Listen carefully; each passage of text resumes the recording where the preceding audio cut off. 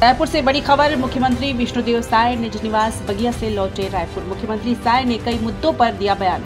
गोवर्धन पूजा की प्रदेशवासियों को मुख्यमंत्री ने दी शुभकामनाएं। प्रधानमंत्री नरेंद्र मोदी के दौरे को लेकर कहा, छत्तीसगढ़ को 25 वर्ष पूरे होने जा रहे हैं। रजत जयंती के अवसर पर देश के यशस्वी प्रधानमंत्री नरेंद्र मोदी छत्तीसगढ़ आने वाले हैं और नवनिर्मित विधानसभा भवन का लोकार्पण भी करने वाले हैं।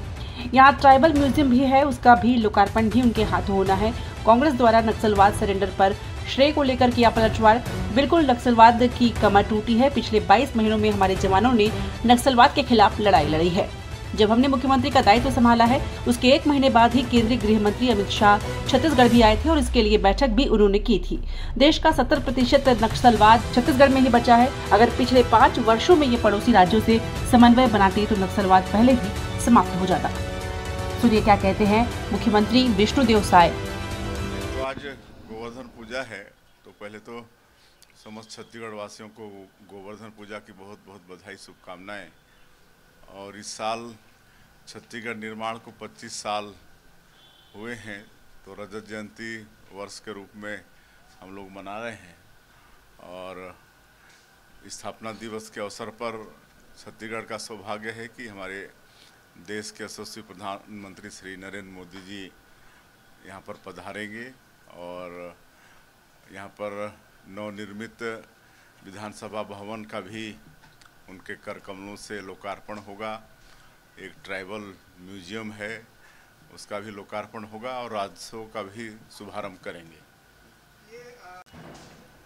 बिल्कुल कमर तो टूटी है, लेकिन पिछले 22 महीनों में जो हमारे जवान मुस्तैदी के साथ लड़ रहे हैं, उसका परिणाम है। जब हमने मुख्यमंत्री का दायित्व संभाला और दूसरे ही महीना माननीय हमारे देश के यशस्वी गृह मंत्री श्री अमित शाह जी आए और यहाँ पर बैठक किए, तो उस समय 70% से ज़्यादा नक्सलवाद छत्तीसगढ़ में ही बचा था।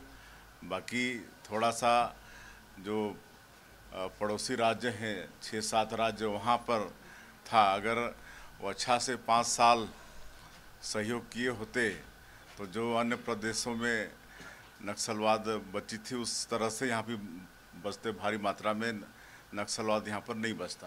आखिरी सवाल भैया, जो बोल रहे हैं कि मार्च 2026 तक नक्सलवाद खत्म हो जाएगा, क्या लग रहा है खत्म हो जाएगा? क्योंकि नक्सली थोड़ा शांत होते हैं फिर बड़ी वारदात करते हैं, तो ऐसी आशंका बनी हुई है। और देखिए, जो ट्रैक रिकॉर्ड नक्सलियों का रहा है उसके हिसाब से कुछ भी कह पाना संभव नहीं है, क्योंकि आज वो बैकफुट में है। बिल्कुल सही बात है, आज बैकफुट में है।